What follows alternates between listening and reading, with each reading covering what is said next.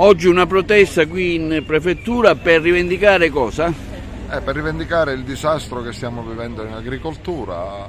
I prezzi alla produzione sono sotto i costi di produzione, per cui qualsiasi prodotto noi portiamo sul mercato non recuperiamo nemmeno i costi di produzione, e per difendere anche i consumatori, perché all'opposto del risultato che noi otteniamo in campagna, pagano i prezzi in maniera esagerata e non riescono più nemmeno a fare la spesa.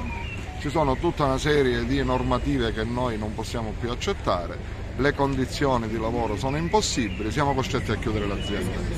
E in una parola, non avendo più niente da fare in campagna perché produciamo solo debiti, abbiamo scelto di venire in piazza a manifestare il disagio.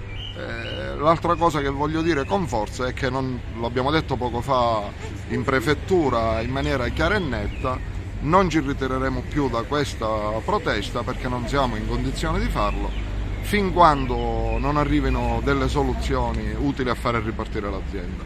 Se questo il governo lo vuole capire, bene, se non lo vuole capire noi rimarremo sulle strade, e proprio in questi giorni stanno aumentando in maniera spaventosa i presidi. Ogni giorno riceviamo richieste dai vari paesi, dagli agricoltori, di attivare presidi di protesta per la situazione che stiamo vivendo. Che cosa avete chiesto al prefetto? Al prefetto abbiamo chiesto delle risposte chiare, delle misure urgenti per contrastare un fenomeno come la crisi dell'agricoltura e dell'allevamento che in Sicilia ormai sta diventando drammatico. I costi produttivi da anni a questa parte sono aumentati esponenzialmente, nonostante poi il prezzo dei prodotti di vendita, dei prodotti realizzati dagli agricoltori, sia rimasto stabile o addirittura sia crollato, come nel caso del grano che oggi è a 30 centesimi alla tonnellata. È una condizione che non è accettabile e che rischia di avere delle conseguenze drammatiche per l'intera isola. Infatti a essere impiegati nell'agricoltura e nell'allevamento sono centinaia di migliaia di persone. Queste persone cosa dovrebbero fare? Emigrare, fare le valigie e andarsene, quando oggi sono costretti a lavorare, a spaccarsi la schiena per perdere in molti casi i soldi che hanno investito? Questo comporterebbe lo svuotamento della Sicilia, lo spopolamento della Sicilia e la morte di un settore produttivo che per noi è decisivo e fondamentale, e non possiamo tollerarlo. Ma io posso dire che queste richieste in prefettura servono solo a ben poco. Comunque sono delle comunicazioni importanti che arriveranno a Roma. La cosa importante è a Roma, non è solo questa prefettura, ma sono tutte le prefetture in Sicilia che... Secondo lei quale sarebbe il mezzo più idoneo per avere dei risultati, considerando che insomma... Intanto fare sentire la nostra voce. Perfetto. Abbiamo fatto sentire la nostra voce e il malcontento sociale, questa è la cosa più importante, che a livello nazionale dovranno capire che c'è un malcontento sociale, non solo degli agricoltori o degli allevatori, io sono un allevatore, ma non solo degli allevatori, ma un malcontento sociale che man mano va crescendo e non ha nessuna valvola di sfogo. Questa volta non c'è lo sfogo di andare a dire vado a votare questo partito o quell'altro partito, questa volta non ci sono sfoghi, la protesta cresce a dismisura in tutta Europa e io mi chiedo cosa faranno tutti i governi a livello europeo.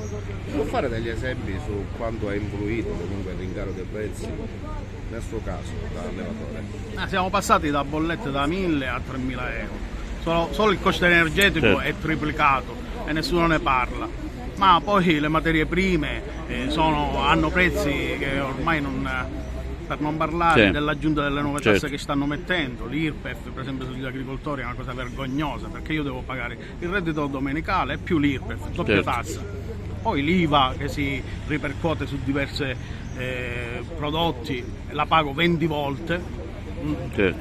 L'IVA l'imposta sul valore aggiunto. L'imposta sul valore aggiunto, il valore aggiunto sembra una volta, perché lo devo pagare 10 volte?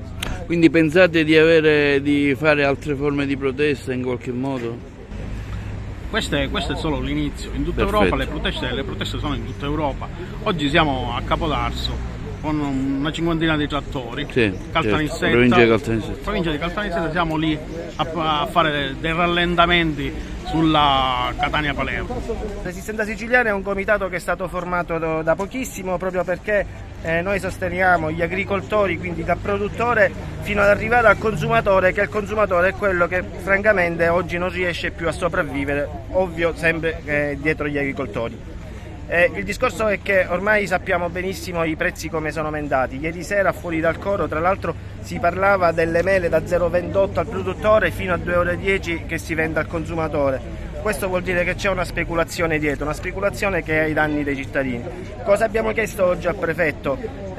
Sostanzialmente chiediamo trasparenza anche su prodotti che verranno venduti con derivati di insetti, dove non tutti conoscono il latino e quindi sia giusto la trasparenza e mettere a caratteri cubitali che i prodotti sono con derivati di insetti.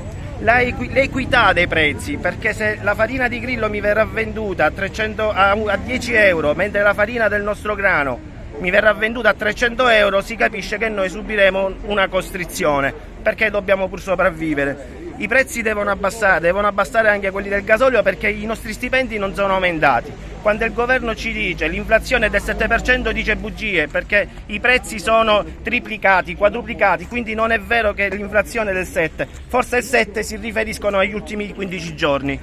Quindi questa noi porteremo, abbiamo comunicato al prefetto che le manifestazioni non termineranno, che ci saranno nuove manifestazioni, che gli agricoltori, unitamente ai consumatori, non si fermeranno e continueranno le proteste.